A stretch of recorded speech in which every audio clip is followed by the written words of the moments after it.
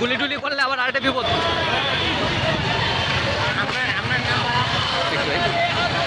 আসো এই পাশ দিয়ে গেট খোলা থাকলে দেখি। ওরে বাপরে বাপ, কত হাজার লোক ঢুকছে রে।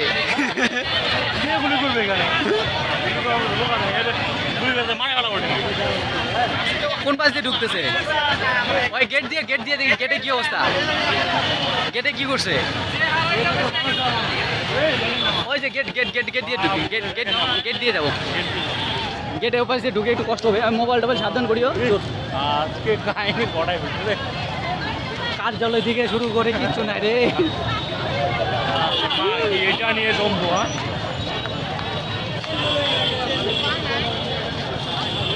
জনগণের সম্পত্তি নিয়ে জমবো।